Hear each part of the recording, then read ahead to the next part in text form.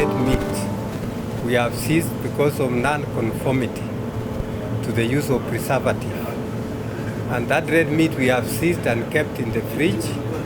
And as you can see, there is a label indicating that this is a seized, these are seized items that should not be tampered with. The client, in case he tampers with the label that we have indicated, is liable to prosecution. We are now going to await the resolution. If the client writes requesting for voluntary surrender for destruction, we will actually see if the request can be done. The other issue is that we will take the issue to the court through the prosecution so that we can request the court that we are allowed to destroy the product that we have here, that we have seized. We had also taken samples for the white meat, but it didn't feature in the results that we got from the national lab.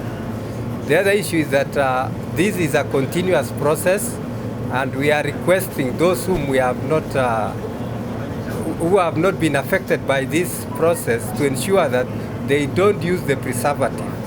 Let them sell the meat when it is still raw, and in case they use preservative, they should label the product and show that they have used this preservative. Already we have closed six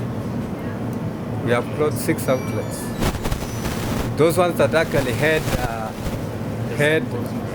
their samples were actually having more of the preservative. They were on the shelves, and actually we had to remove them. We have to remove everything on the shelves. For the 6, there is nothing again on the shelf.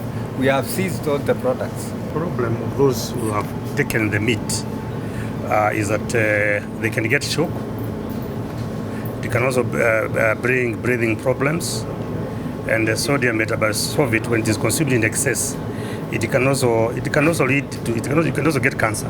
It can excess. There are some chemicals that are allowed as preservatives, but these ones, sodium metabolite, it should not exceed 500 parts per million, because once it is taken in excess, it can cause shock.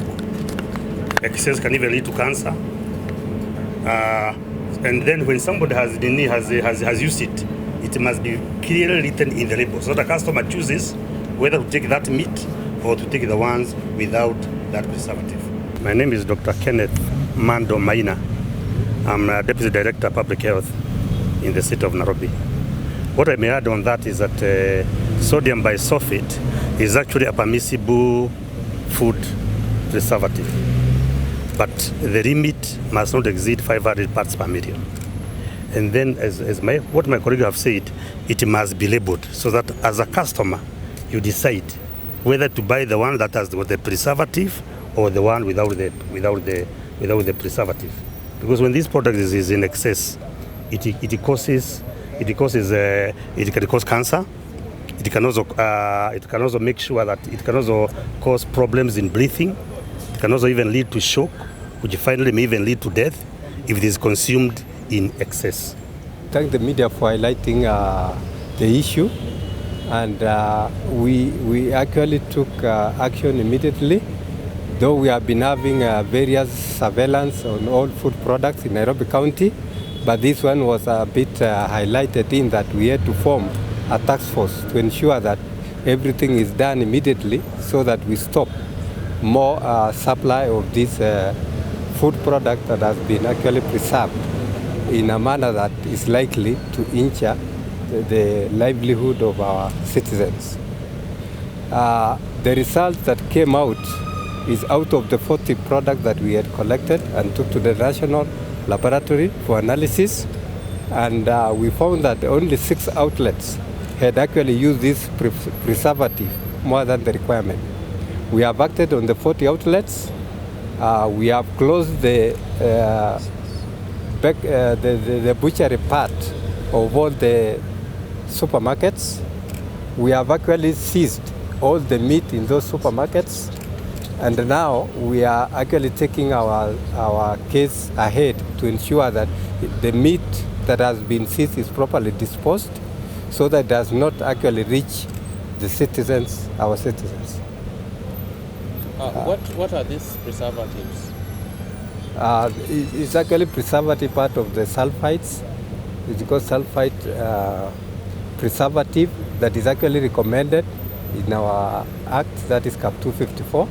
It's recommended to be 500 parts per million.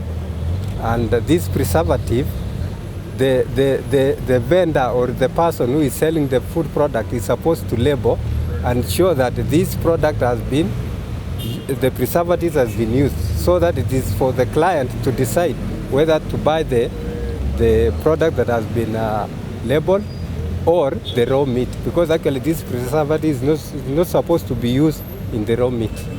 And how many raids have been done and how many more raids are going to be done? Well, we will actually, today we have done six supermarkets and meat outlets, and we will still continue with the surveillance. We will not stop to ensure that all supermarkets who are actually selling meat should sell raw meat without any preservative.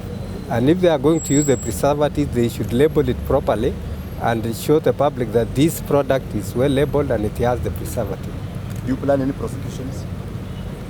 For now, we are going to ensure that there is compliance. We have two issues in terms of compliance. A client can voluntarily surrender the product for destruction, and if the client does not voluntarily surrender the product, we'll now start the prosecution case, actually forwarding the case to the court to ensure that we get the permit to destroy the product.